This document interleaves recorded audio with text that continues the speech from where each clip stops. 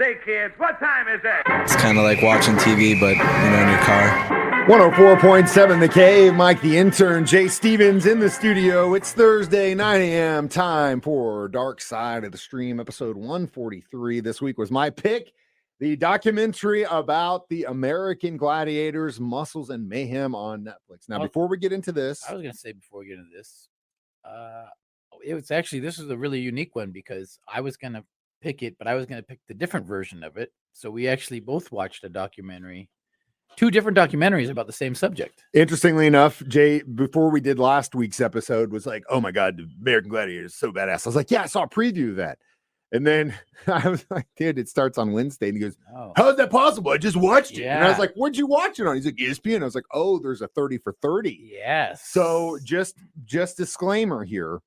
We're going to mainly be talking about the Muscles and Mayhem docuseries on Netflix. Now, there is a 30 for 30 on ESPN, which is really cool, but it's a completely different story. It's like a supplemental version, I'd say. Watch it after. It involves the guy. Okay, so basically, here's how American Gladiator started. There was this Elvis impersonator that decided he thought he had this really good idea for a show called American Gladiators.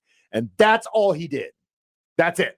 He claims everybody signed their lives away. Yeah, essentially, because he came up with the name. Like, dude, like not the PAs that came up with the games, not the director who directed the thing, not the Gladiators. It was all him. It was all him, the Elvis impersonator. Now, it's an interesting thing, but again, he didn't really have anything to do with this thing outside of the fact that he came up with the name American Gladiators and owned it, and then everyone else made it. And exploited everybody.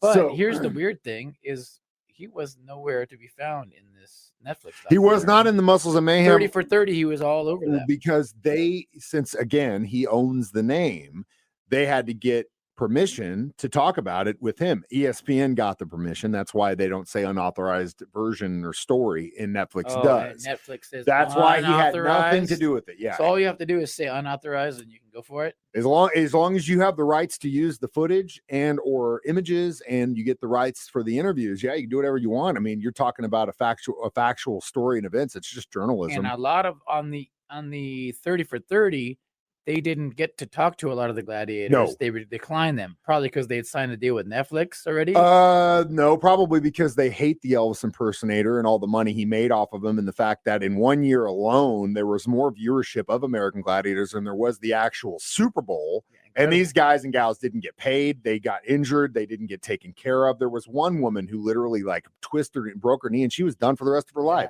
You think she saw anything from that guy? No. So again, I don't blame them for not having anything to do with him going forward. And now that they are in a position to try and make some money, not having anything to do with them, because he probably got paid for that 30 for 30. I guarantee you he did. They probably were like, I'm not going to help that guy make any more money. I guarantee you that. Gladiators were huge. They were rock stars. Bro, I was a kid. And you know what's funny? I was talking to my dad about that. And we both said, it's so funny. We used to watch that show. I mean, all the time. And he goes, it's funny. When we used to watch it, I used to think to myself, we must be the only idiots watching this thing. But come to find out, everybody was. Well, you see these monster men and women, and just taking on the average Joe. And sometimes the average Joe would win. We're going to get into this deep and I guess not really dark, but deep story. American Gladiators continues next. Dark Side of the Stream on 104.7 The Cave. 104.7 The Cave. Mike the Intern, Jay Stevens in the studio. This is Dark Side of the Stream, episode 143, discussing Muscles and Mayhem on Netflix, the unauthorized story of American Gladiators. So yeah, I was a kid when this stuff was happening. I loved it. I wanted to do these things. There were so many different events that I as a kid watching this documentary was just like, God, I wish I still could do. But I actually had to write some notes down because there were so many things I wanted to talk about and I did not want to miss. And the first thing that I want to bring up is the fact that ice is still hot, smoking hot. Oh, I can convert her back. God, yeah, dude, so hot. I mean, I can't even I don't have words for it. She's just smoking. Yeah. And on top of the fact, there was a great story in there about where they ended up going on this like 60 city tour or something. Can you imagine the groupies those guys had? Oh, man? Yeah. And so like one night, Nitro, because you could tell that like the core ones like Nitro, Laser, Ice, they were all like family, and they still are. They Nitro still was see a each other. stud. Nitro's the man. We're gonna do a whole segment about Nitro, but I want to talk about the ladies first. So Ice and Nitro and Laser, they all see this chick somewhere, and they're all like after. Nitro's trying to play at her, Laser's trying to play at her, and they're like striking out big time. Next morning, they all wake up to get back on the bus. They're waiting for Ice, and who comes down the stairs with that lady in her arm? Ice, man. Yep. God, so hot. All right, the other thing I wanted to talk about in regards to ladies, Blaze, who I've had the hots for since I was a kid. Oh, really? They did a whole segment about her butt. Yeah, they did. And it definitely deserved it. That booty, I couldn't. I was getting.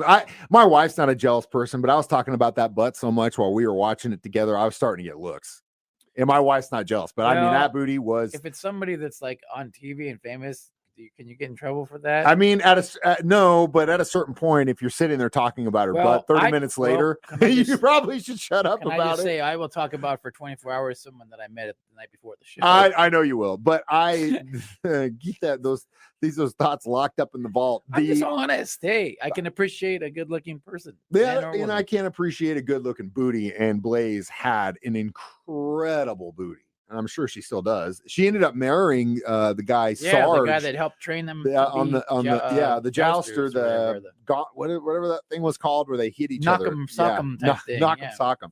But that was also something really cool to watch, the like evolution of some of those games, like the pilot episode when they lit bootleg outfits. It'd be like us trying to put on a show. That's what it looked like. It literally would have been. But they did turn it into something really awesome, man. Maybe that was that one set director guy that came in and came up with all the games. Yeah, they did the first half of the first season look like garbage. Then second half they brought in, and then they made it work, and it caught on, and they started to make some money. And with season 2, they really pulled out the stops. We'll talk more about some of these American Gladiators next. Dark Side of the Stream on 104.7 The Cave. Mike the Intern, Jay Stevens back in the studio. Dark Side of the Stream, episode 143, discussing Muscles and Mayhem, American Gladiators. So who was your favorite Gladiator? Well, I thought Malibu. I thought that he was on Malibu. I thought he was on it longer than that. 2 chicks in a brewski on the beach, luxurious hair, the surfer necklace. I mean, then come find out he wasn't even a surfer. The funniest part about the whole thing, right? All those guys and gals were juicing big time, and I'm sure Malibu included. Yeah, you have to juice. Some of these athletes were like, they had competed for the Olympics. Jim and I was a former NFL player. They were hardcore athletes. Malibu played racquetball. That's it. Hey, look at that dude. And his arms are like this. He's like, "What did you play, man?" Racquetball. Yeah. He was what they called display model only. Like when they said when he got hit, he goes, you can see him blinking. He's not used to getting that story. Yeah. When he was display model only, man. Nitro talked about that. He Nitro said, was like, no, that guy was soft and he wasn't going to You can tell right before a guy gets hit, the reaction, if it's to recoil or to push through, and that guy would recoil, and I knew that eventually someone was going to hit that guy hard, and they knocked him out. Poor Malibu. But man, he has definitely been immortalized in memes across the internet for decades, and will probably continue to be. And anytime I rewatch those episodes and he comes up, I'm like, God, I love that.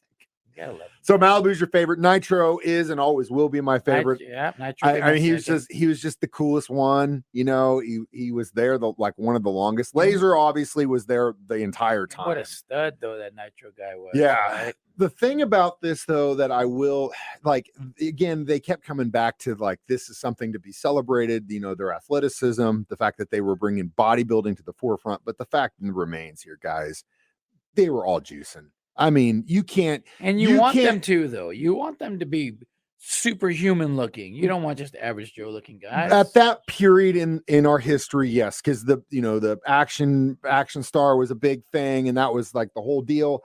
But now you look at these guys like on American Ninja Warrior, for example. These kids, they're not like massive, but they are super athletic.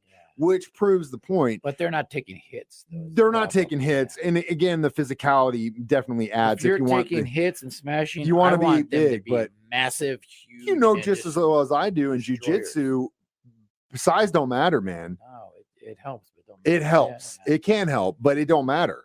And I think that's what we're getting close to. But that whole thing about celebrating their bodies and like the bodybuilding stuff and all that, I was like, come on, guys, you were juicing. We all know you were juicing. Yeah. And again, if that's what you need, like Zap, she was like, she goes, I never took steroids. Well, you were taking hormone growth HGH, stuff, which is the same thing. Yeah. But yeah, her story was crazy. I did not see her Playboy. I don't think I ever saw that. No, I almost wanted to Google it. Yeah, well, maybe we should in the off time. In the meantime, we'll be back with our review of Muscles and Mayhem. Dark Side of the Stream continues next on 104.7 The Cave.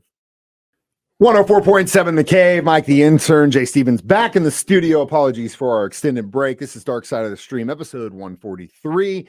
We discussed Muscles and Mayhem. So, how many syringes full of steroids would you give this documentary? I liked it. 4.5.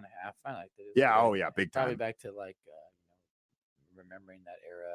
So good. Like good. this, world will never be like that again.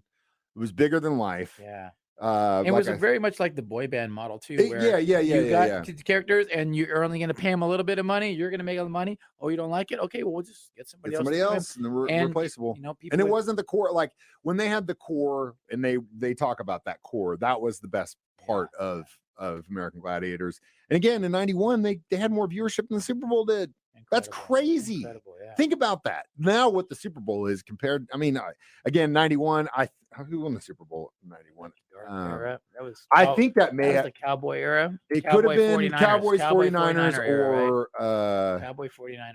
I'm gonna say. This was the Bills and Giants, and this was another one of the ones the Bills Bills lost. Era. Yeah, again, I don't think it was all East Coast, so no one really cared. Outside of the New York area, no wonder they didn't win.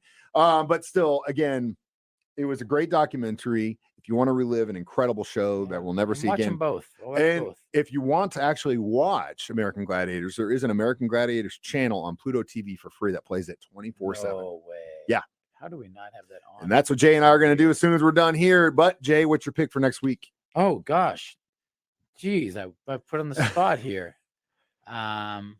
Gosh, Mike, how did we not talk about this on the break? I don't know. We were talking about something completely different. So hyped up. I've got it because it just came out. Wham documentary on Netflix. Cool. I was wondering if we would. It's on Max, I haven't right? seen it yet. It just came out. It's on. I think it's on Netflix or Max, one of those. But it's literally just came out. Yeah. Okay, cool. Wham documentary. It is on Netflix. Wake me up. And I'm excited. Yeah, you know, too. I'm excited. This Christmas is probably one of my favorite Christmas songs of all time. Okay, and yeah, George Michael, talented guy. Man. Very you ever met him in crazy the park? Story. Sure, no.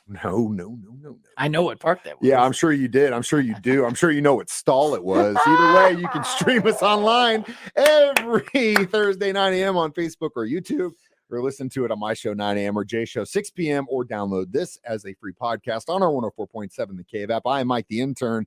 This is Jay Stevens saying we watch movies, so you don't have to. Documentaries, so you don't have to.